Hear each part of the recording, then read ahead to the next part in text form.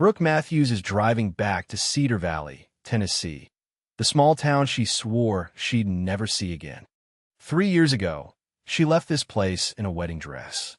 Today, she's returning in a business suit with an impossible mission. At Murphy's gas station, every eye is on her. The whispers begin immediately. Everyone remembers what happened. Cedar Valley Elementary looks worse than she remembered. She has exactly 90 days to save it, or 200 children will lose their school forever. Walking through the hallways, Brooke sees the truth the faded motivational posters can't hide. This place is dying. She reaches the principal's office. The door reads, "Interim Director." Taking a deep breath, she knocks. A familiar voice calls out, "Come in." That voice makes her heart stop. She opens the door and steps into her past. It's Noah Carter, her ex-fiancé. The man she left at the altar 3 years ago is now sitting behind this desk. The silence between them feels endless. Neither has forgotten that devastating June morning when everything fell apart. Suddenly, a small boy bursts through the door. His cheeks are tear-stained, and he's clearly upset about something that happened at school. Noah's entire demeanor changes. He kneels beside the child with infinite gentleness. "Tyler, what's wrong, buddy?" Watching Noah's tenderness with this little boy, Brooke remembers exactly why she fell in love with his heart in the first place. But when Noah stands and faces her, all that warmth disappears. His voice turns ice-cold and strictly professional. The office door opens again. Helen Morrison, the veteran teacher, steps in and immediately recognizes who's standing there. Helen's voice drips with disdain. Well, the woman who broke Noah's heart thinks she can waltz back in here and save us all." The temperature in the room drops 20 degrees. Little Tyler looks between all the adults, sensing adult drama he doesn't understand. Brooke lifts her chin defiantly. Yes, she made mistakes, but she's not the same scared woman who ran away 3 years ago. Noah's voice cuts through the tension. "This is about the children now. Whatever happened between us stays in the past." Later, as Brooke reviews the devastating test scores, the reality hits her. Saving the school might actually be impossible, but 200 children deserve someone fighting for them. And maybe, just maybe, so do she and Noah. Where are you watching from?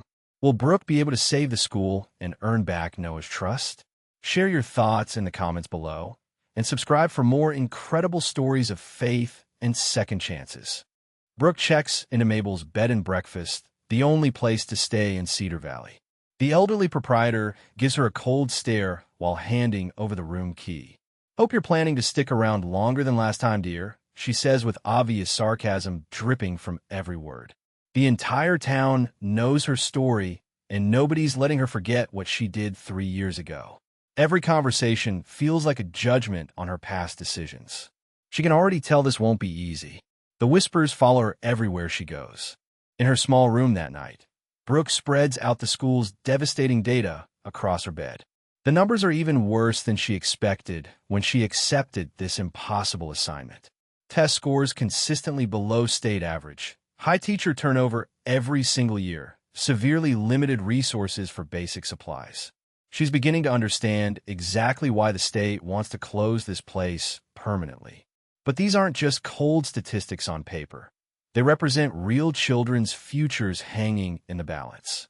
Each number tells a heartbreaking story of struggle and missed opportunities. The next morning's faculty meeting doesn't go well at all.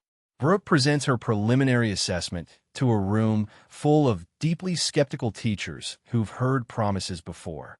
Helen Morrison sits with arms crossed, clearly unimpressed with everything she's hearing from this outsider.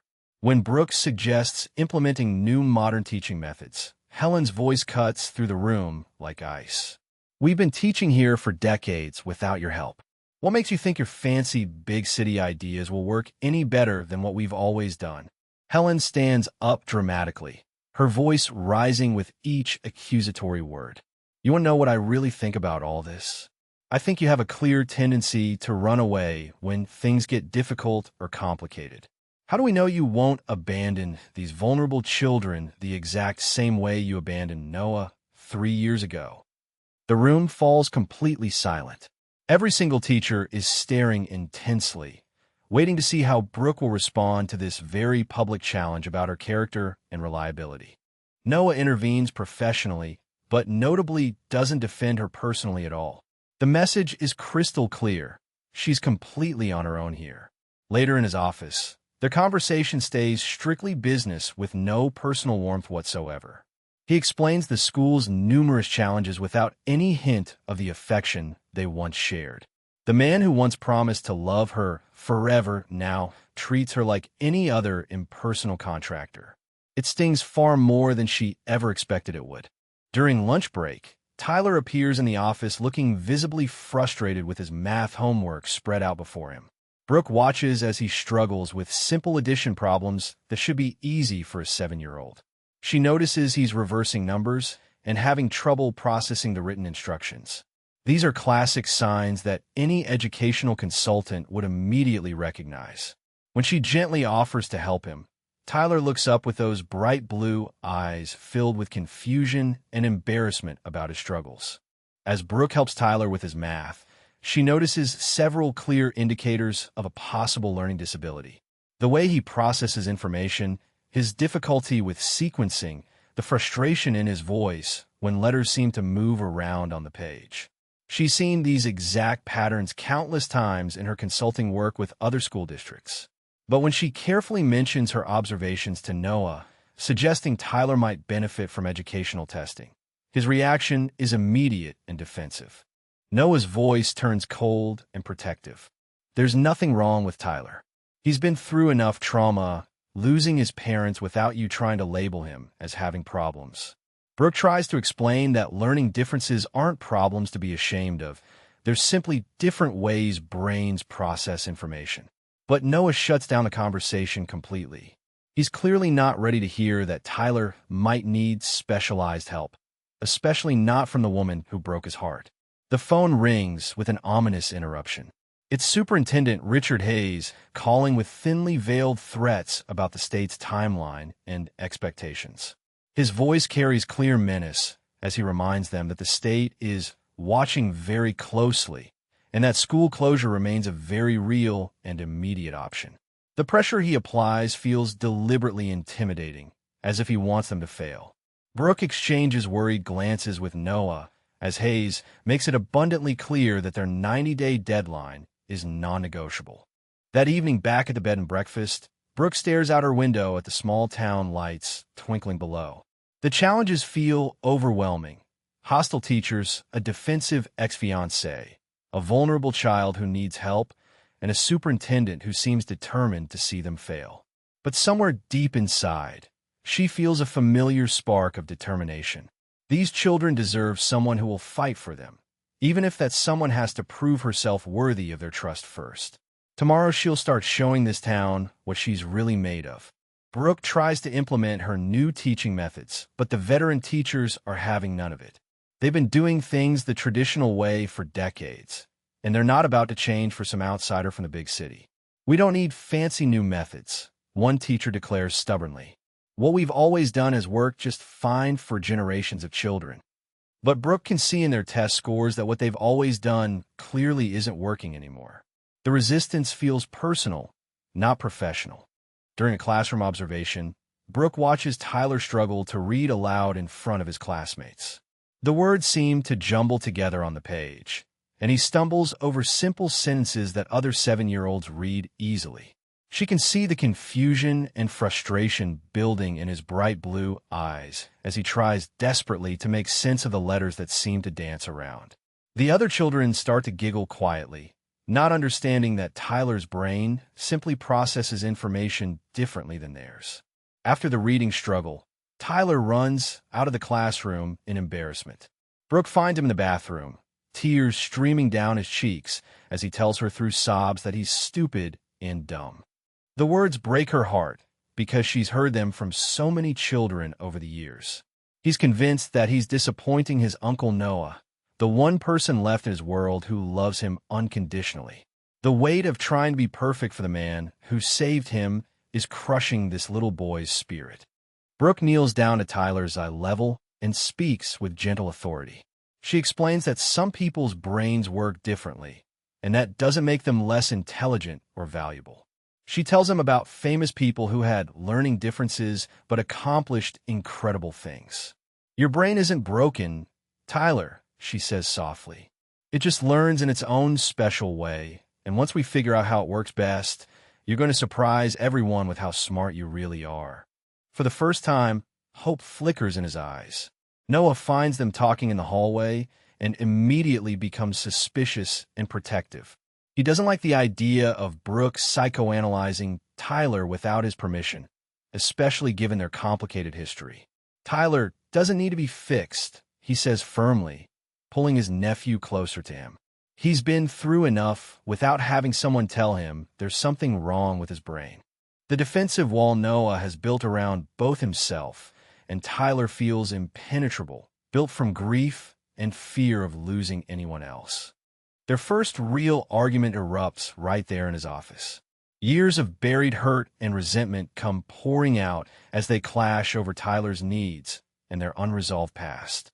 You don't get to waltz back in here and start making decisions about my family, Noah says, his voice tight with controlled anger. You lost that right when you left me standing at the altar. Brooke fires back that she's trying to help a child who clearly needs support, but Noah sees it as another attempt to control and then abandon when things get difficult. Pastor Michael Grand appears at the school that afternoon, offering support from the local church community.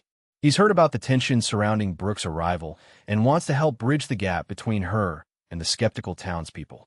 His calm presence brings a sense of peace to the chaotic situation. Sometimes, he says thoughtfully, God brings people back into our lives not to repeat old mistakes, but to heal old wounds. His words carry weight in this tight-knit community where faith runs deep. Pastor Michael speaks privately with Brooke about the challenges of earning forgiveness and trust in a small town where everyone knows your history. He doesn't judge her for her past decisions, but he also doesn't minimize the hurt she caused. Forgiveness is a process, not an event, he explains kindly. The question isn't whether you deserve a second chance, but what you're willing to do with it. His words plant seeds of hope that maybe, with time and consistent actions, she can prove herself worthy of this community's trust.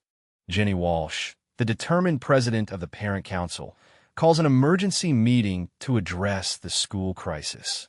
Parents pack the small community center, their faces etched with worry about their children's futures. The room buzzes with nervous energy as families who have lived here for generations face the possibility of losing their neighborhood school. Jenny stands at the front, her protective instincts as a single mother driving her to find solutions.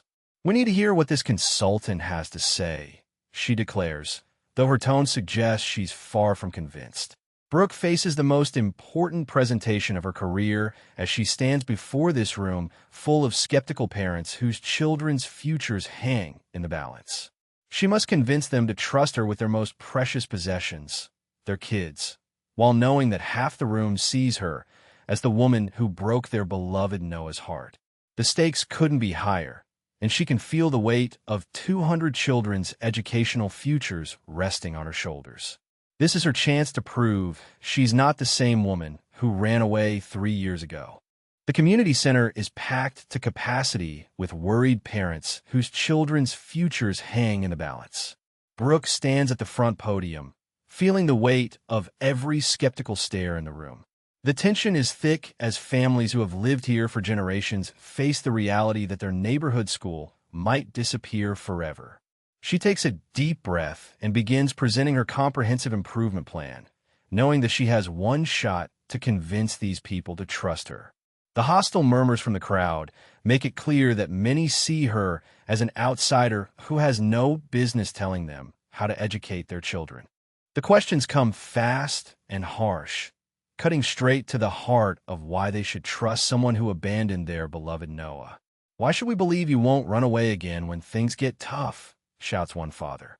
Another mother stands up angrily. "You left our Noah standing at the altar like a fool. What makes you think you care about our children any more than you cared about him?" The personal attacks sting, but Brooke forces herself to remain professional. She knows she deserves their anger, but these children deserve better than the failing system they currently have. Dr. Amanda Price, the visiting educational psychologist, rises to address the crowd with professional authority. Her presence brings a sense of clinical expertise to the emotionally charged room. She explains that many children in rural schools often have undiagnosed learning differences that can be easily addressed with proper testing and support. What we're talking about isn't labeling children as broken, she says firmly. We're talking about giving them the tools they need to succeed. Her words carry weight because she's an outsider without the emotional baggage that surrounds Brooke. When Brooke proposes comprehensive educational evaluations for struggling students, including Tyler, the room falls silent. All eyes turn to Noah, waiting to see how he'll respond to this very public suggestion about his nephew's needs. The moment feels charged with more than just educational policy. It's about trust, vulnerability, and whether Noah will allow someone who hurt him deeply to help the child he's devoted his life to protecting. His jaw tightens as he struggles between his protective instincts and his growing recognition that Tyler might actually need this help. Noah stands up slowly, his voice carrying the weight of his role as both educator and guardian. Tyler has been through enough trauma without being subjected to tests that might label him as having problems, he says firmly, though there's a slight tremor in his voice that suggests his certainty is wavering. The crowd murmurs in support of their local hero, but Brooke can see the doubt flickering in his eyes. He's torn between his desire to protect Tyler from any more pain and his growing fear that his nephew might actually be struggling in ways he's been too close to see. After the tense meeting, Tyler approaches Brooke with the innocent directness that only children possess. His question cuts straight to the heart of every adult's fear in that room. Are you going to go away like Mommy and Daddy did? The simple words hit Brooke like a physical blow, revealing the deep trauma that drives Noah's overprotectiveness. This little boy has already lost the two most important people in his world, and now he's terrified that anyone else he starts to care about will disappear too. The weight of his trust feels both precious and terrifying. Brooke kneels down to Tyler's level, her heart breaking at the vulnerability in his bright blue eyes. She explains gently that sometimes adults have to go away, but not always by choice, and that when they care about someone, they try very hard to stay. I can't promise that nothing will ever change, she says honestly, but I can promise that while I'm here, I'll do everything I can to help you and your school. It's the most honest answer she can give a child who has already learned that the adults he loves can vanish without warning. That evening, Noah appears at Mabel's bed and breakfast, his internal struggle evident in every line of his face.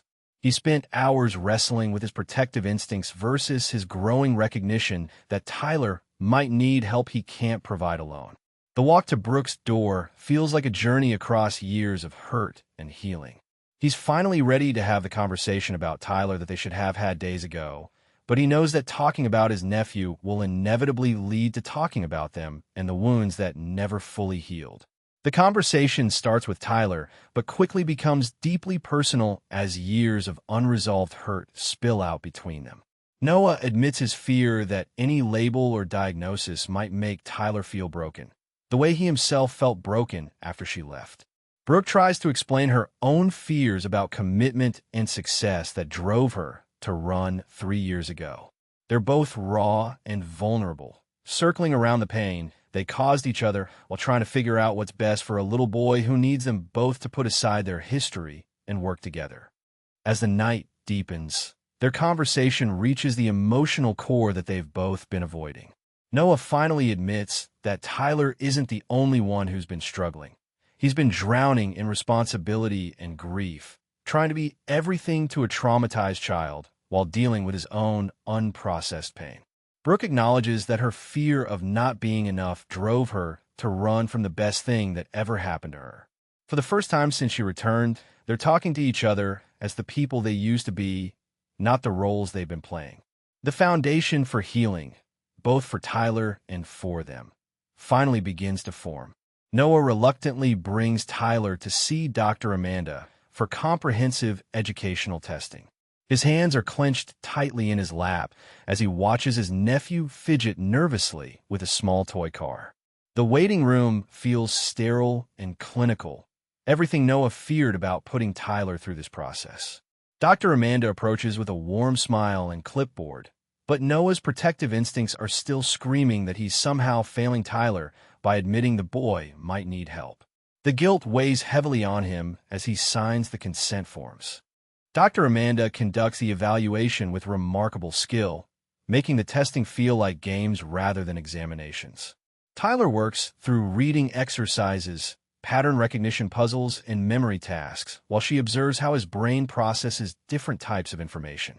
She notices how he excels at spatial reasoning and creative problem-solving, but struggles when letters and numbers seem to flip and reverse on the page.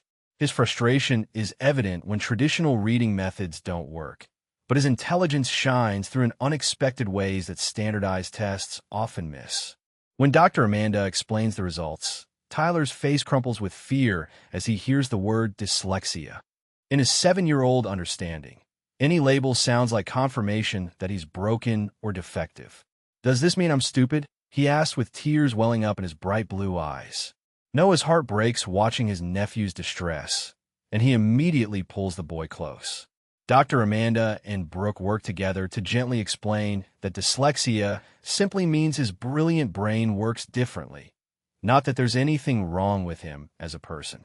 Brooke shows Tyler pictures and stories of famous people who have dyslexia, successful actors, entrepreneurs, and even scientists who change the world. "Your brain is like a really powerful computer that just uses different software," Dr. Amanda explains patiently.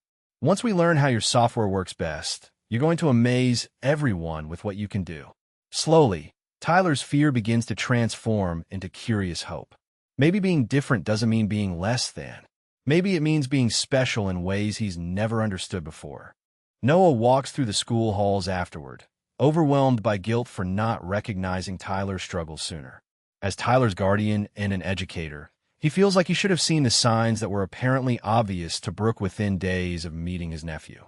The weight of potentially failing the most important person in his life sits heavily on his shoulders.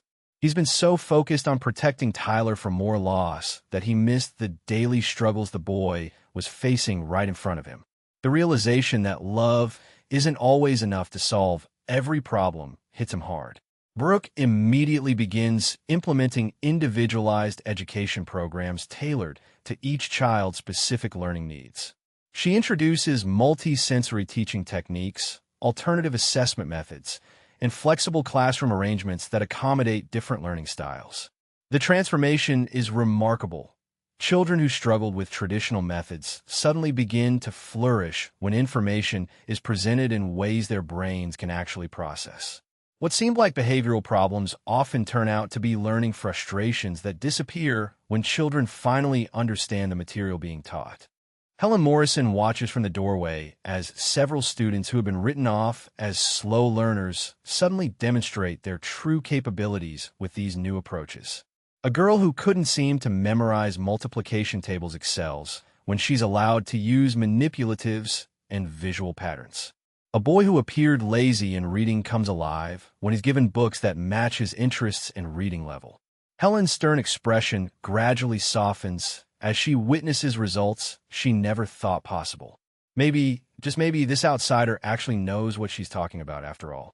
Superintendent Richard Hayes makes another surprise visit, arriving with a clipboard and a clear agenda to find problems that will justify closing the school permanently. He criticizes the new programs as being too expensive and experimental, claiming that the district can't afford to invest in unproven methods. His tone carries barely concealed hostility as he questions every innovation Brooke has implemented. It becomes increasingly obvious that he's not here to help the school succeed. He's actively looking for reasons to shut it down, regardless of whether children are actually improving.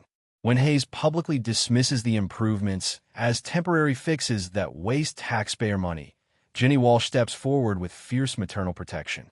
"These aren't just statistics you're talking about," she declares boldly. "These are our children, and for the first time in years, they're actually excited about learning." Other parents begin nodding in agreement, sharing stories of their children's renewed enthusiasm for school. Jenny's courage in standing up to the intimidating superintendent gives other families the strength to voice their support for the changes they're seeing at home. Later that evening, Ginny approaches Brooke with a completely transformed attitude. "I owe you an apology," she says sincerely. "I let my loyalty to Noah cloud my judgment about what's best for these kids." She explains that her own daughter came home excited about school for the first time in months, finally understanding math concepts that had frustrated her all year. Ginny's transformation from skeptic to ally represents a turning point in community support.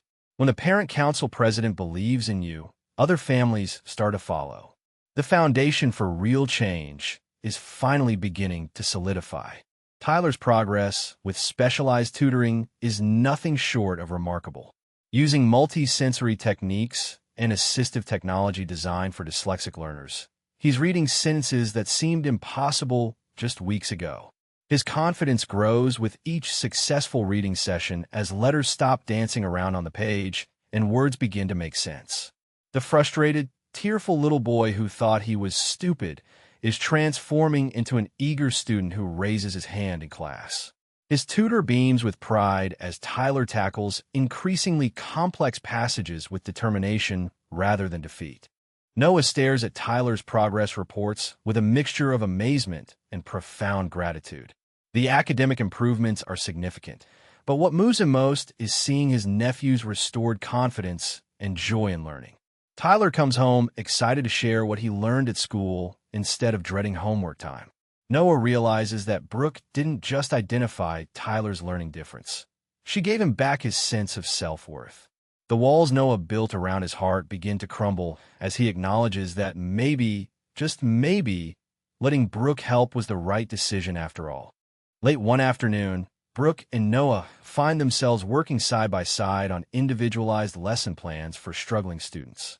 The professional collaboration feels natural and comfortable, reminding them both of why they worked so well together years ago.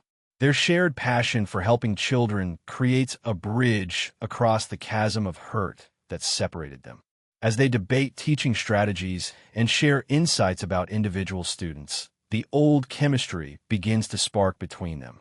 The easy laughter and meeting of minds that originally brought them together starts to resurface. The tension between them builds until they're standing close enough to feel each other's breath. 3 years of separation seem to evaporate as Noah reaches up to touch Brooke's face, and she leans into his familiar warmth. Just as their lips are about to meet, Tyler bursts through the office door with his typical 7-year-old enthusiasm, completely oblivious to the moment he's interrupting. They spring apart like teenagers caught by parents, both flustered and uncertain about what almost happened.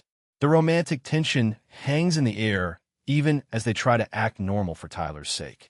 That evening, Brooke discovers something troubling while reviewing the school district's financial records and correspondence. Superintendent Hayes has been unusually interested in the school's property value and zoning classifications. His questions to the State Department seem less about educational outcomes and more about real estate potential. A pattern emerges that suggests Hayes might have personal financial motivations for wanting the school to fail. The evidence is circumstantial but deeply concerning. What if he's actively working against their success for his own gain? Brooke brings her suspicions to Noah with copies of Hayes' correspondence and financial inquiries. She explains that Hayes appears to be secretly investing in a residential development company that has expressed interest in purchasing the school property if it closes. Noah initially resists believing that someone in educational leadership could be so corrupt. People don't become superintendents to get rich off real estate deals, he protests. But as Brooke shows him the timeline of Hayes' actions versus his public statements, the disturbing pattern becomes undeniable. Pastor Michael finds Brooke struggling with the weight of her discoveries and the complexity of her feelings for Noah. In the quiet sanctuary, he offers gentle counsel about forgiveness, second chances, and the difference between earthly success and divine purpose. Sometimes God places us exactly where we need to be, even when it's the last place we want to go. He reflects thoughtfully. His words help Brooke see that maybe her return to Cedar Valley wasn't just about saving a school. Maybe it was about healing wounds and finding her true calling and service to others. Helen Morrison approaches Brooke with a revelation that changes everything. "I need to tell you something about Noah," she says quietly. "After you left, he threw himself into this job like a man possessed. He worked 18-hour days, took on every committee, volunteered for every extra duty. I think he was trying to work hard enough to forget how much you hurt him." Her words reveal the depth of Noah's pain and the way he channeled his heartbreak into serving others. Helen's honesty helps Brooke understand that Noah's coldness isn't just about protecting Tyler. It's about protecting himself from being devastated again. Helen's words echo in Brooke's mind as she observes Noah working late into the evening, just as he apparently has every night for 3 years.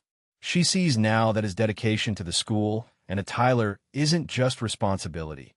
It's been his way of surviving the abandonment and betrayal he felt when she left. The man who once dreamed of traveling the world with her chose, instead, to pour all his love and energy into the children of Cedar Valley. His sacrifice and constancy make her realize how much he's grown while she was chasing ambitions that ultimately left her empty. As they work late together again, the walls between them continue to crumble. Noah finally opens up about how lost he felt after she left, not just romantically, but professionally and personally. "I didn't know who I was without you," he admits quietly. "Everything we planned, everything we dreamed about, it all disappeared in one morning." Brooke shares her own journey of discovering that success without meaningful relationships is hollow and unsatisfying. They're both different people now, scarred but potentially stronger, and they're beginning to wonder if there might be a path forward together after all the pain they've caused each other. With only 30 days remaining until the state's final evaluation, the latest test scores arrive with mixed results that send Brooke's stress levels through the roof. While individual students show remarkable improvement, the overall school average is still hovering just below the minimum threshold required to avoid closure. The progress is undeniable, but potentially not enough to satisfy the state's rigid benchmarks. Brooke stares at the numbers, calculating and recalculating, knowing that 30 days might not be enough time to bridge the remaining gap between current performance and survival. Hayes escalates his campaign to find reasons for closure by bringing in an overly rigorous building inspector who seems determined to find code violations. They scrutinize every corner of the aging building, noting minor issues that have existed for years but were never considered dangerous. The inspector's checklist appears designed to create problems rather than ensure safety. Hayes stands nearby with barely concealed satisfaction as the inspector flags outdated electrical outlets, worn flooring, and minor plumbing issues that would cost thousands to repair, money the struggling school district doesn't have. Brooke pushes herself to the breaking point, working 18-hour days to develop innovative programs and train teachers in new methodologies. Her desk is covered with research papers, assessment tools, and individualized learning plans for every struggling student. She barely sleeps, surviving on coffee and determination as she creates comprehensive intervention strategies. The weight of 200 children's educational futures rests entirely on her shoulders, and she refuses to let them down. Every moment feels precious and urgent as the deadline approaches relentlessly. During a quiet moment between the chaos, Tyler asks with innocent 7-year-old directness if Brooke is going to be his new aunt when she and Uncle Noah get married. The question catches both adults completely off guard, forcing them to confront feelings they've been dancing around for weeks. Tyler's matter-of-fact assumption that they belong together highlights how obvious their connection has become to everyone except themselves. The child's simple logic cuts through all their adult complications and fears, making them realize that their growing feelings aren't as hidden as they thought. A severe thunderstorm knocks out power throughout Cedar Valley, trapping Brooke, Noah, and Tyler in the school building as emergency protocols prevent them from leaving until the storm passes. The darkness feels both isolating and intimate as they huddle together with only flashlights and emergency candles for illumination. Thunder crashes overhead while rain pounds against the windows, creating a cocoon of forced intimacy. Without the distractions of phones, computers, or other people, They're finally alone together for the first time since Brooke returned to town. In the flickering candlelight, with Tyler sleeping peacefully on the office couch, Brooke and Noah finally have the honest conversation they've been avoiding for 3 years. She explains how her fear of not being enough professionally drove her to sacrifice personal happiness for career advancement that ultimately left her empty. Noah admits that he never fought for their relationship when she started having doubts because he was afraid of appearing desperate or controlling. They both acknowledge their roles in the breakdown of their engagement, sharing responsibility for the pain they caused each other and the years they lost. Tyler stirs awake and, with a profound simplicity that only children possess, asks why adults make love so complicated when it seems obvious to him that they care about each other. When you love somebody, you want to be with them and make them happy, he says sleepily. Why do grown-ups think about it so much? His innocent wisdom cuts through years of complicated adult emotions and fears. Sometimes the most profound truths come from the mouths of babes who haven't yet learned to overthink the simple beauty of human connection. The emotional barriers finally crumble as Noah reaches for Brooke's hand in the darkness. 3 years of separation, hurt, and careful distance dissolve as they share their first kiss since the morning she left him standing at the altar. The kiss tastes of forgiveness, hope, and the possibility of healing old wounds. Thunder rumbles outside, but inside their small circle of candlelight, everything feels peaceful and right for the first time in years. They're no longer the same people who hurt each other so deeply, and maybe that's exactly what they needed to become. Morning arrives with brilliant sunshine streaming through the school windows, revealing the three of them sleeping peacefully together like an improvised family. Tyler wakes up first, delighted to find his 2 favorite adults still there with him. The storm has passed in more ways than one, leaving behind a sense of new beginnings and possibilities. As they help each other straighten the office and prepare for the day ahead, there's an unspoken understanding that something fundamental has shifted between them. The foundation for a real future together has finally been laid. As they walk through the school halls together that morning, there's a new sense of partnership and shared purpose that wasn't there before. They're no longer just 2 people trying to save a school while navigating a complicated past. They're a team working toward a common future. The challenges ahead remain enormous, but they're facing them together now. With Tyler skipping happily between them and only weeks left to prove the school's worth, they know that whatever happens next, they'll handle it as a family. The love they thought was lost forever has been given a precious second chance.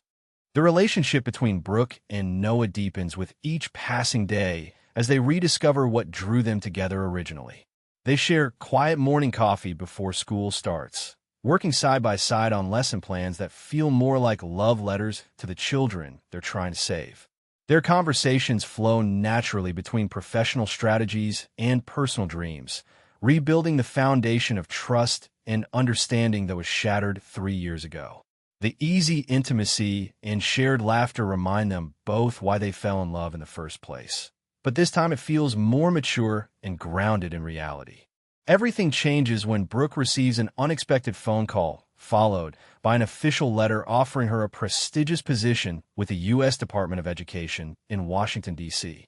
The opportunity represents everything she once thought she wanted: national influence, policy-making power, and recognition at the highest levels of educational leadership. The salary alone would be triple what any rural school district could offer. As she stares at the official letterhead, she feels the familiar pull of ambition and the fear that maybe she's settling for less than her potential if she stays in Cedar Valley. Noah discovers the job offer letter on Brooke's desk and feels his worst fears confirmed. The devastation on his face mirrors the morning she left him at the altar, as if history is cruelly repeating itself. "So this is what you've been waiting for," he says quietly, his voice thick with hurt and resignation. A way out that makes you look like the responsible one. All the walls he'd carefully lowered come crashing back up as he prepares for another abandonment. The progress they've made feels fragile and meaningless in the face of what appears to be another inevitable betrayal.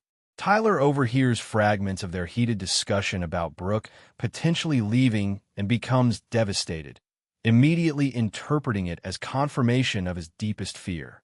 His academic progress begins to slip as anxiety overwhelms his newfound confidence in learning. The little boy who is finally beginning to believe in his own intelligence retreats back into the shell of self-doubt and fear of abandonment. He starts having nightmares about being left alone again, and his behavior at school becomes withdrawn and defiant. The trauma of losing his parents resurfaces with the possibility of losing another important adult in his life. Dr. Amanda urgently counsels Brooke about Tyler's emotional regression, explaining that children who have experienced significant loss often interpret any change as abandonment. Tyler needs consistency and emotional security more than academic support right now, she explained seriously. His learning progress will mean nothing if he can't trust that the adults in his life will stay. The weight of responsibility for a traumatized child's emotional well-being adds another layer of complexity to Brooke's already difficult decision about her future. Pastor Michael offers gentle spiritual guidance as Brooke struggles with the most important decision of her life. Success and significance are two very different things, he reflects thoughtfully.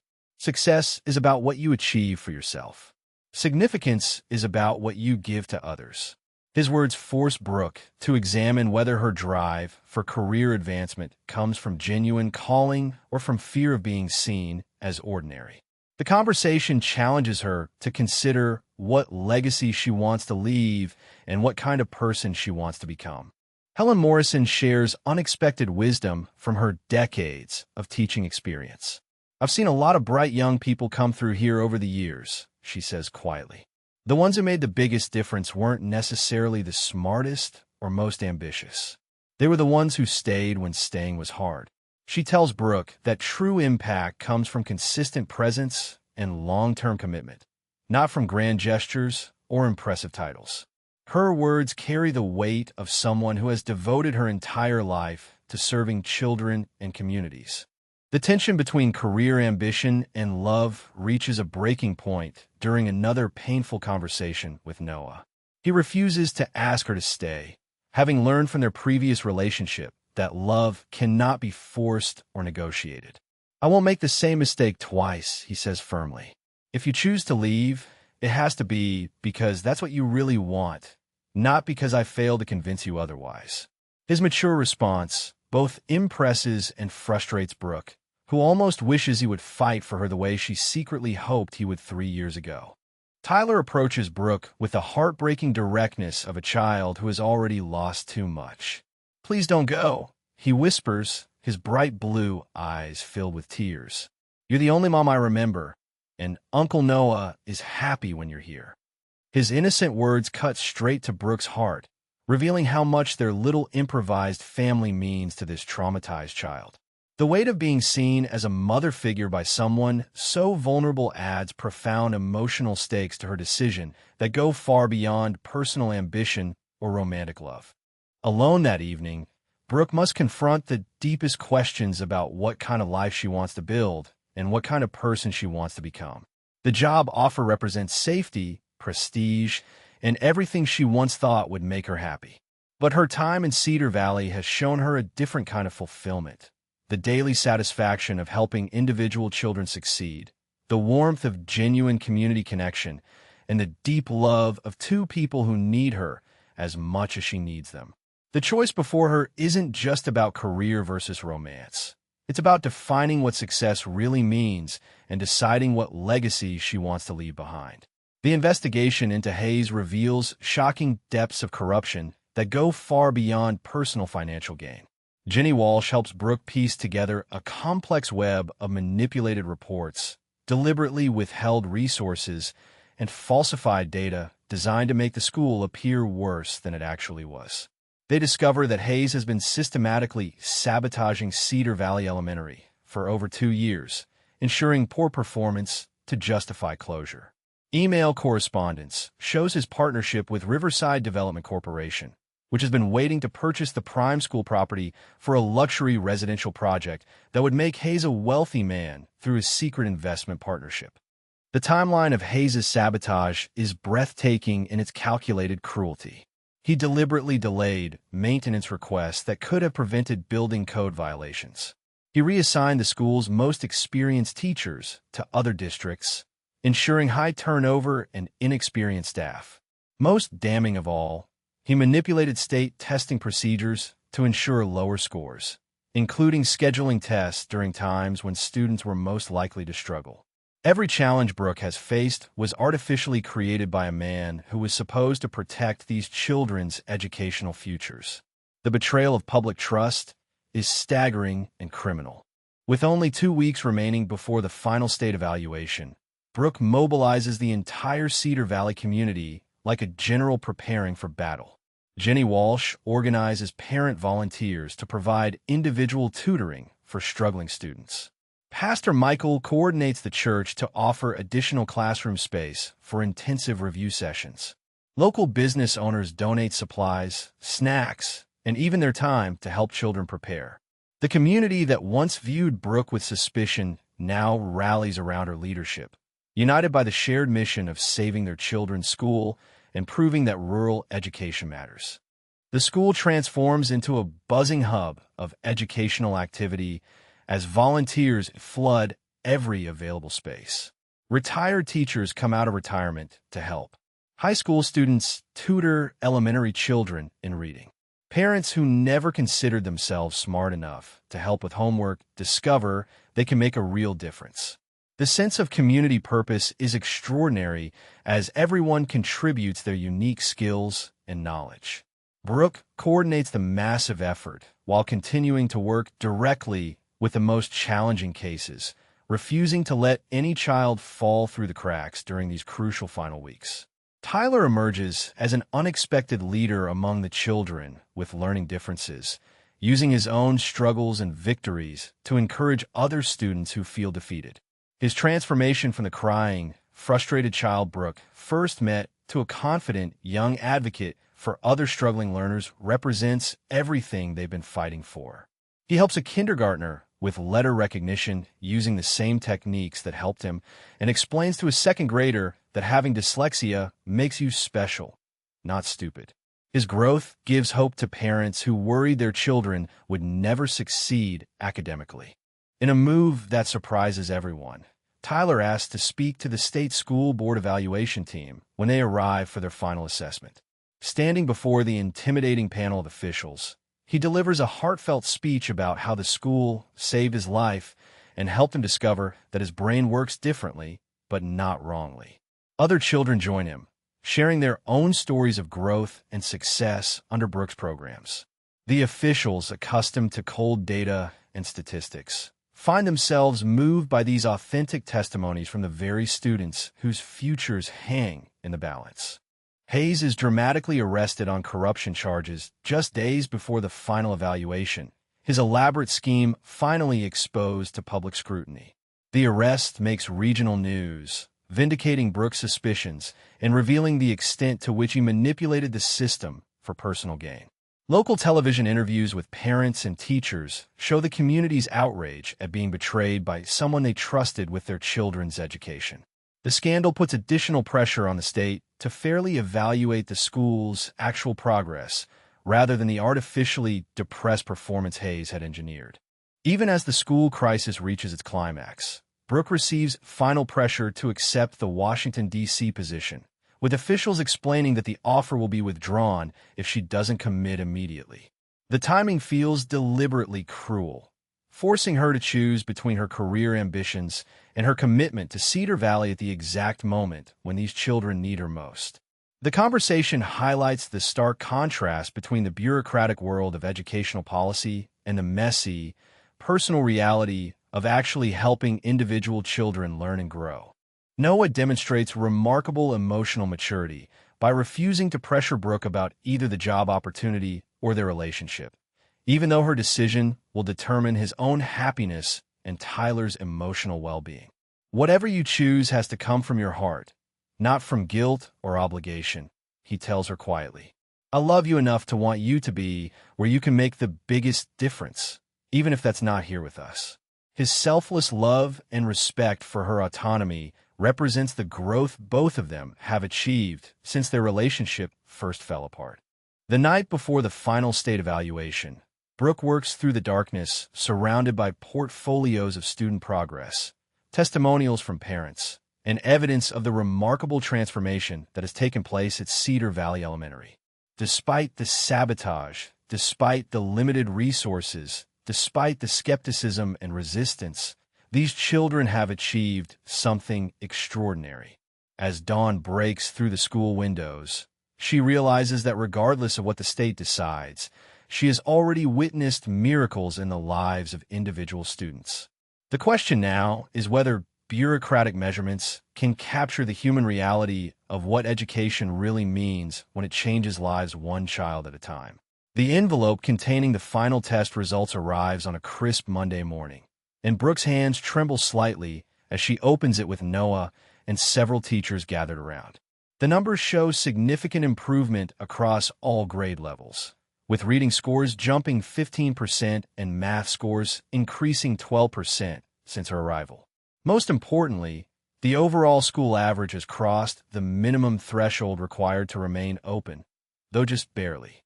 The school will stay open, but it will remain under state observation for the next 2 years, meaning continued scrutiny and pressure to maintain these gains consistently. The news spreads through the school like wildfire, and the relief is overwhelming among teachers who have devoted their careers to these children.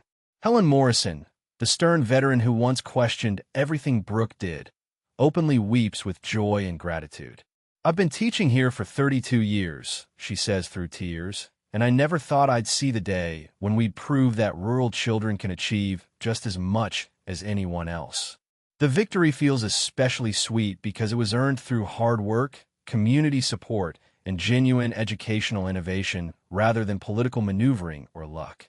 Despite the celebration around her, Brooke sits alone in her office staring at the Washington, D.C. job offer that still awaits her decision. The prestigious position represents everything she once thought she wanted: national influence, policy-making power, and the chance to impact education on a massive scale. But after months of working directly with individual children and seeing their faces light up with understanding, the idea of sitting in boardrooms discussing educational theory feels hollow and disconnected from the real work of teaching and learning that happens between teachers and students every single day. The kindergarten graduation ceremony becomes a celebration of everything they've accomplished together. Tyler, who months ago couldn't read simple sentences without tears of frustration, stands confidently at the podium delivering a short speech he wrote himself about perseverance and believing in yourself. His clear, confident voice fills the auditorium as he reads without stumbling, his bright blue eyes sparkling with pride and accomplishment. The transformation from the defeated, crying child Brooke first encountered to this confident young speaker represents the miracle of what education can achieve when it meets children where they are and helps them grow. The community organizes a celebration dinner in the school gymnasium, and one by one, parents and teachers stand to share how Brooke's programs have transformed their children's educational experience and their own understanding of learning differences. A mother talks about her daughter finally enjoying reading after struggling for years. A father describes his son's newfound confidence in math. The testimonials aren't just about academic improvement. They're about children who now believe in themselves and families who have hope for their children's futures. The personal stories of transformation far outweigh any statistics or test scores. Helen Morrison delivers the most moving speech of the evening, acknowledging how wrong she was to judge Brooke based on past mistakes rather than present actions. "Sometimes we need outsiders to show us our own potential," she admits humbly. "This woman didn't just save our school. She saved our faith in what education can be when it puts children first." Her words carry special weight because everyone knows how skeptical and resistant she was initially. If Helen Morrison believes in someone, the entire community trusts that judgment completely and without reservation. In front of the entire school community, Noah surprises everyone by dropping to one knee and proposing to Brooke with the same engagement ring she returned 3 years ago. Tyler proudly steps forward carrying the ring pillow, his face beaming with excitement about the possibility of finally having the complete family he's dreamed of. "I'm not asking you to give up your dreams," Noah says clearly. "I'm asking you to build new dreams with us here, where you've already proven you can change the world one child at a time." The proposal isn't just about romance. It's about choosing to build a life centered on service, community, and the daily miracle of helping children discover their own potential. Brooke's acceptance comes not just with tears of joy, but with the clarity of someone who has finally understood what truly matters in life. She chooses love, community, and purpose over prestige and ambition, realizing that the most meaningful success comes from the daily impact she can have on individual lives rather than the distant influence of policymaking. Tyler's ecstatic reaction as he jumps into their embrace symbolizes the healing of a traumatized child who finally has the stable, loving family he desperately needed. The community's celebration reflects their acceptance of Brooke as someone who belongs in Cedar Valley permanently. 1 year later, Brooke serves as the permanent principal of Cedar Valley Elementary, which now boasts some of the highest test scores in the region and serves as a model for rural education throughout Tennessee. Her marriage to Noah has created a partnership that strengthens both their personal happiness and their professional effectiveness in serving the school community. Tyler, now 8 and legally adopted by Brooke, continues to excel academically while helping other children with learning differences, having transformed his own struggles into a source of strength and empathy for others who face similar challenges. The final scene shows the Carter family walking hand in hand toward the school on the first day of the new academic year, with Tyler running ahead confidently toward his classroom. No longer the frightened, struggling child, but a happy, secure boy who knows he's loved and supported. Brooke and Noah watch him with pride, their hands intertwined, representing not just personal happiness, but the triumph of choosing significance over success, community over ambition, and love over fear. Where are you watching from?